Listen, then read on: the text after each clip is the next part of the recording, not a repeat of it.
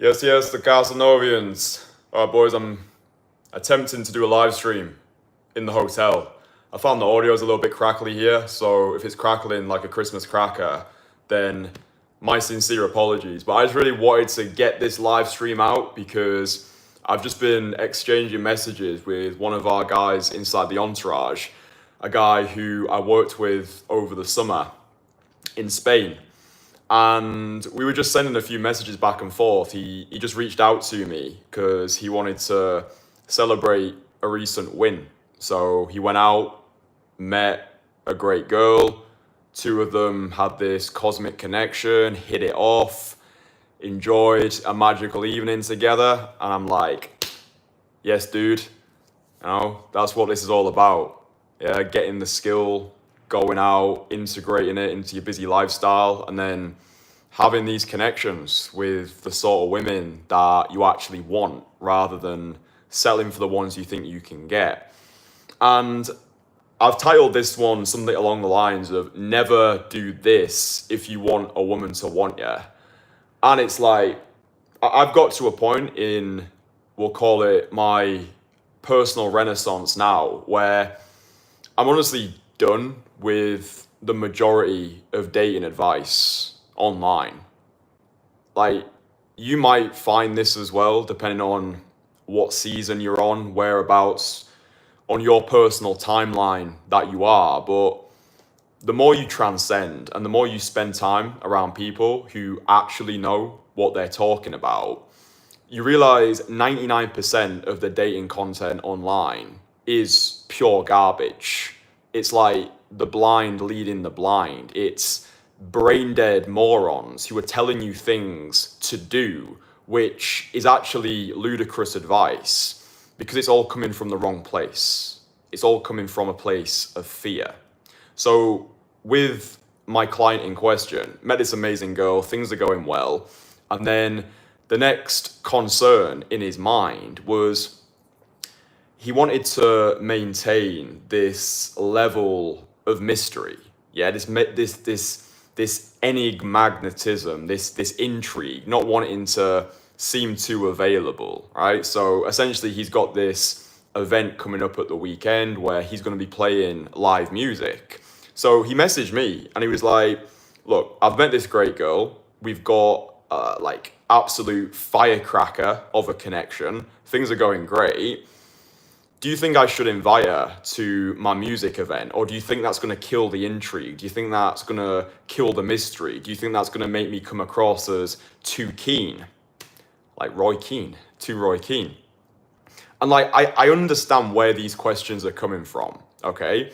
If you followed all of this bollocks mainstream advice, or maybe you went down the pickup rabbit hole, which has brainwashed your belief system into constantly operating from a place of fear, okay? So you might have heard things like, oh, you need to pretend to be a bad boy because women supposedly love bad boys. Oh, if you get a woman's number, you have to wait 3 days to message her. Oh, don't seem too keen, don't seem too available. Oh, dude, you don't go over to a woman and give her a compliment because that's low value. You need to learn how to push, pull, vibe, stack. Oh, you need to neg. And all of these things, although I do think they are coming from a somewhat positive place for guys, because they just want to improve their dating lives, right? If you're watching these streams, it's most likely because you've hit a wall, you're feeling frustrated, you've tried a lot of different things, nothing has seemed to work, and you just want to receive love from the feminine. But unfortunately, what happens is guys start to armor themselves with falsity, and they operate from a place of fear. It's, if I do this thing, I might lose. If I make the wrong move or make the wrong decision, I might lose value in the eyes of the woman. This is why I say you don't have dating problems. You've got personal problems which manifest themselves into dating problems. So you might have such a deep-rooted scarcity mindset that when you find a woman who likes you for you, not what you have or not what you're pretending to be, but she actually likes you, it's easy to slip back into your default setting of scarcity, thinking every interaction, every conversation is this make or break situation. And if you quote unquote lose this woman, you're not sure when you're gonna meet another one. So it causes you to stick to these women like sellotape. And then you'll start listening to dating advice like, oh, never be too available, never make her aware that you're actually interested. You have to operate under the radar, stealth seduction, give her the gift of missing you. Like all this stuff, which I think it does have a place, but it's understanding where it's coming from. And most guys are operating from a place of scarcity. They're operating from a place of fear. And this is why none of this bollocks that people are telling you online, like, here's a perfect open, learn these lines, learn these routines. You need to be more playful. You need to be more suave. You need to be more serious. You need to wait this many hours. If she texts this, respond with that. Like, it's all coming from the wrong place. What I teach and what I really am helping my guys and hopefully you to do is unlearn and actually ditch the rule book entirely, because there is no rules. There are no rules to any of this stuff. You can reject anything from your reality that doesn't resonate with you. And the key that I found to living an abundant dating life is to become transcendent, where you transcend the game entirely and you simply do what you want to do because it pleases you to do so, where it aligns with your true authenticity. So with this example, for example, I say to my guy, listen, when it comes to these things, should you invite the girl to your event? Should you not invite her? It's all about where you're operating from. If you're operating from a place of love and abundance, then for me, that's always the right move. But if you're operating from this low frequency state of fear, where it's like, oh, but if I invite her to this event, maybe I'm going to lose some of my intrigue, or it's all coming from this place of, if I do this thing, then I might lose. When you're operating from this place of unconditional abundance, there is no wrong move, yeah? So when you're in this place of true abundance, and abundance is not always having, it's knowing you can have. If you understand that, then it will transform the way you approach not just dating, but even your relationships with money as well. Abundance is not always having, it's knowing you can have.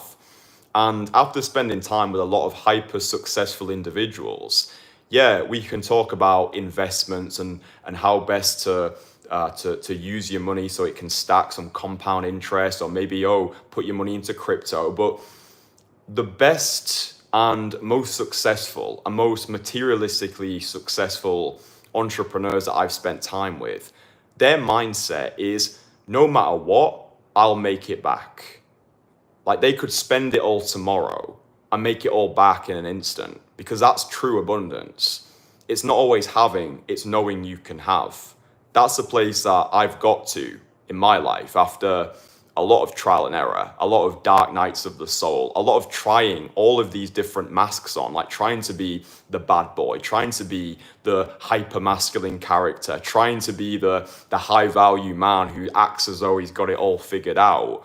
After going through the whole thing, I now understand the key to unlocking your ideal dating life, where you can get dates on demand, where you can experience success in advance, where you can walk into any room and feel complete because you no longer need anything. It's like, the man who needs nothing attracts everything. That's probably some like Chinese proverb, but it's so true. The man who needs nothing attracts everything. Yeah. So once you're in this place of unconditional, transcendent abundance, you simply do whatever the fuck you want to do because it pleases you to do so, and you're not experiencing failure in advance. You're not second guessing yourself. Yeah. So I said to my guy, listen, if you want to invite her because you've had this amazing connection and it's gonna be the continuation of the connection, then fucking do it, man. You know, it's like if you meet a girl today and there's just a vibe straight away, and you want to take her on an instant date there and there. Maybe you want to take her to a really expensive restaurant, but in your head you're like, oh, but the red pill commentators told me that I shouldn't take a girl out for dinner until I'm sleeping with her. Oh, if I've got her number, I need to wait 2.5 days. I need to send this really witty text to pretend that I'm not really that interested. It's like, this whole thing has become way too cognitive. Like, imagine you had 10 beautiful women in your phone who were desperate to see you, right? That is abundance. The person who has the most cares the least. The person who is most prepared to walk away has all the power. Imagine you had $30 million wired into your bank account right now, tax-free. Imagine how you would feel. Imagine how generous, how non-needy, how carefree you would feel. And that's the energy that we operate with. Yeah, act as if you're already a millionaire. You just don't have the money in your pocket yet.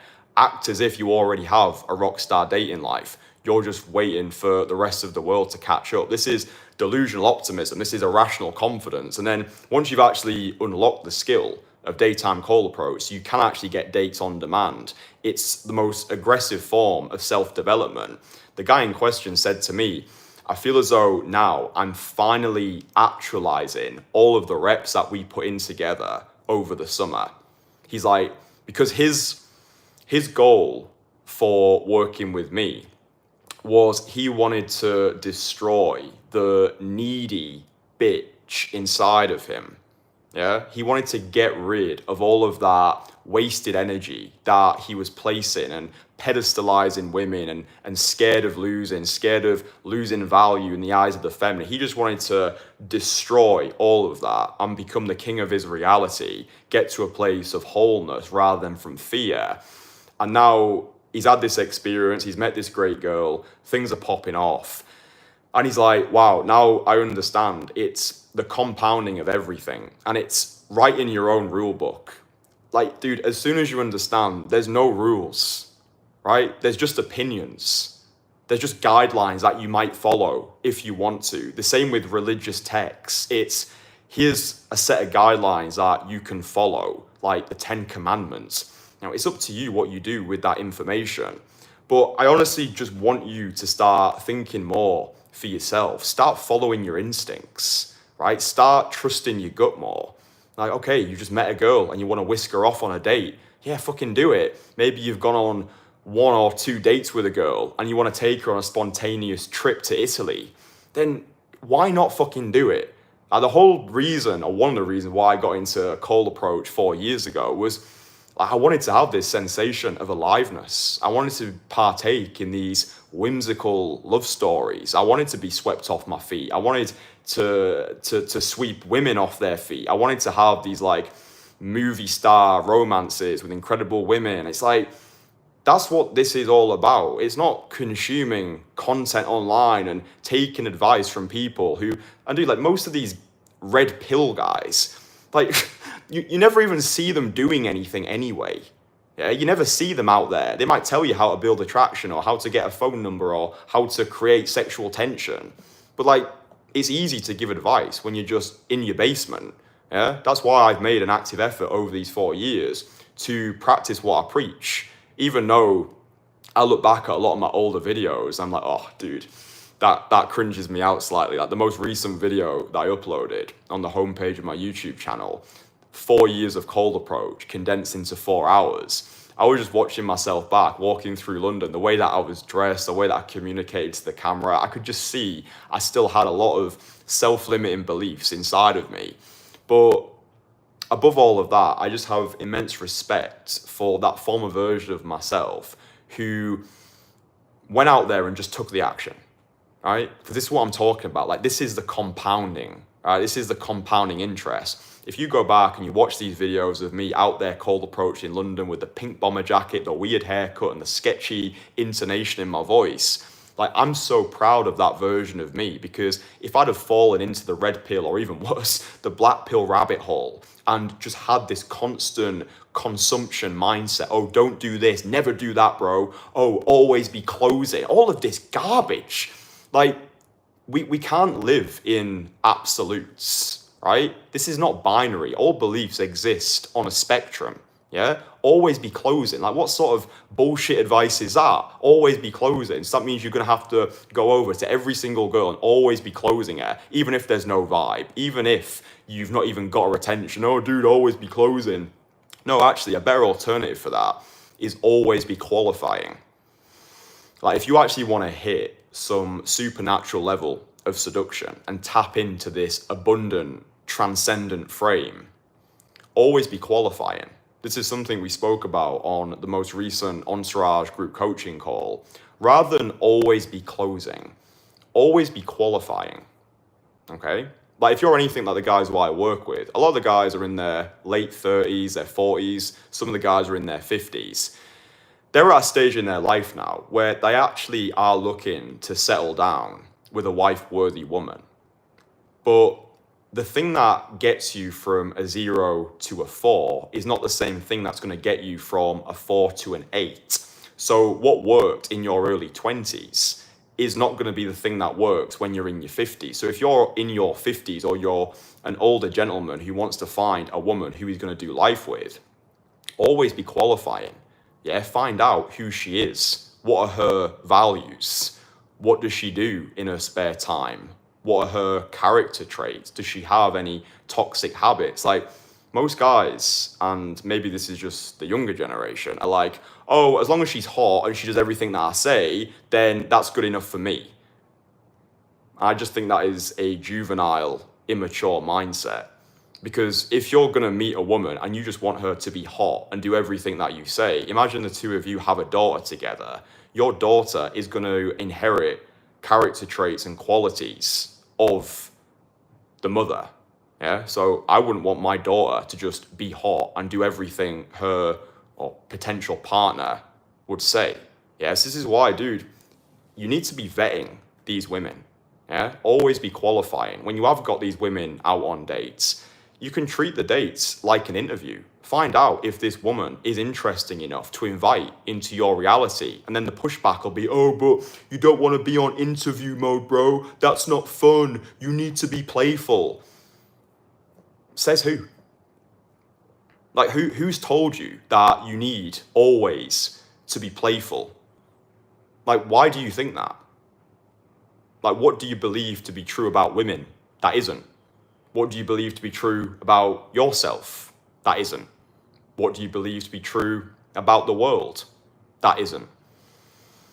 Because if you understand that the majority of the content online is getting you to emotionally armor yourself because you're terrified of losing, because you're terrified of not receiving love from the feminine, it's why you are learning lines. It's why you're trying to pretend to be something that you're not. It's why you're trying to masquerade as this high-value man during the 5-minute sales pitch. Dude, I'm telling you from experience, the mask is going to slip eventually. And you don't want a woman to fall for the idea of you. You want her to fall for the actual you. And that means leading with authenticity. That means when you're interacting with a woman and you're slightly nervous, you are allowed to say that. If you've run out of things to say, you can say to her, shit, I was just about to say something, but my mind has gone completely blank. I don't know if that happens to you sometimes. You know, when you're just like speaking to somebody and poof, your mind goes blank. Boom. Now you're starting to humanize your conversations. Now you're starting to actually create deeper emotional connections because she can see that you're not presenting yourself as something that you're not. You're not hiding behind a bouquet of falsity. It's, hey, this is me. Take it or leave it. And that's the greatest invitation you can ever give to women, to potential clients, to people who maybe you want to be friends with. Again, the man who needs nothing attracts everything. It's when you need things, when you need that woman's approval or phone number or sexual favors, that's when you repel. That's when you push all these things away, okay? So I honestly want everybody who actually follows my stuff to understand we're not trying to be pickup artists or day gamers or these like weird cold approaches who need to keep pretending. We want to become transcendent individuals who love and accept ourselves and who don't need to hide behind pretense, okay?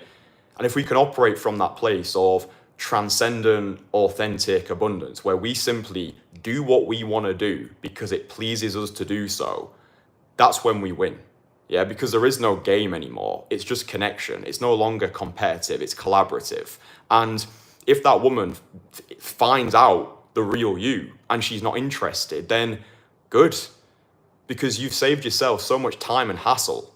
Yeah, I would much rather lead with 100% authenticity at the start and get her attracted to the real me. That's how I actually met my first ever girlfriend at 18 years old. So this was a girl that I lost my virginity to. I was completely hopeless with women up until probably fairly recently, actually. I think when I started Cold Approach, that was the catalyst for me. But yeah, coming from a small town in the Lake District, I was a very sheltered, insecure, socially anxious child. So when I got to the big city of Liverpool for university, it was like, whoa, it was socially intimidating at the start. But I remember I went to a house party one night with one of the guys who I was living with, and my ex-girlfriend came through the door to the kitchen, and I was playing the game. I didn't even know what the game was back then, but my mindset was, I have no value to offer. Like, I didn't look good, I had no money. All I really had going for me was social skills, which I developed through magic. But I had this, it was this ZFG, this zero fucks given mindset, where I was like, I'm so low down the perceived totem pole of value right now, I just don't care. And it was a very freeing feeling. So the first conversation I had with my ex-girlfriend was, by the way, I've got freshers flu. I cannot stop shitting myself. Let's have a thumb war. And dude, she absolutely loved it. This was like a smoking hot girl who, on paper, I should never have got if we're following any of this red pill or black pill dogma. But the reason why I got her was because I honestly just didn't care. I just didn't give a shit. And I honestly think this is one of the best mindsets. It's like a lot of guys who get into this space, you're probably an overthinker, a chronic overthinker, and you just think way too many steps ahead. You're worried about how you're going to be perceived by the woman. You're worried about losing value. Oh, if I invite the woman to this thing, then she might think I'm too available. It's like, dude, just stop thinking, right? Have some mindfulness meditation if you want to. But for me, it's just taking massive amounts of action, acting as if you've already got everything you could possibly need. Like, dude, we're alive in this moment, right? Like, that is the greatest gift. So it's like, I do this as well on a daily basis. It's like, I just force myself into a state of unconditional gratitude. And once I'm in that high frequency state of love, of joy, of agape, then everything else just feels like a bonus. Yeah, I do things because I want to. And I attract opportunities and people and joy into my life because I don't need it. Because I already feel whole. I already feel complete. It's like my cup is so full. All I want to do is give. It's like, yeah, I'm going to go do this thing. If you want to come with me, that's cool. If not, no problem. I've got this secure relationship with myself. And it's taken me a long time to actually develop this. But if you want a complete roadmap for actually getting to a place of self-adoration rather than self-deprecation, if you want to stop overthinking your decisions, and if you want to rewire your entire internal belief system so you can finally feel in control of your life and just finally feel as though you are actually enough, then download my free course. I'll link it in the comments. I've got 2 free courses, but my Most Fuckable Man course in particular, there's a module titled Mindset Mastery. You will create a personal renaissance document and you will rewire your entire internal belief system by referring to yourself in the third person as though you already have those things, and then you'll make your actions align with your ambition. So yeah, I'm 27 years old. I probably know nothing. This is simply advice. It's not dogma. It's not political rhetoric, which is aiming to convince you of anything. You're a sovereign individual. You're a free thinker. If you disagree with everything that I've just said, then I like you, because it means that you're actually thinking for yourself. So yeah, the more I learn, the less I know. But I enjoy documenting these experiences. Shout out to everybody inside the Entourage. You boys are absolutely crushing it. I can't keep up with the wins and the stories and the improvement that is coming out of our private community. So yeah, boys, listen, I love you all very much. I've got a couple more live streams scheduled for today. I think it's going to be like a 4 live stream day. So yeah, hopefully you boys are enjoying the free content. If you have enjoyed this live stream, then drop it a like, consider subscribing, and get the free courses below. Bye.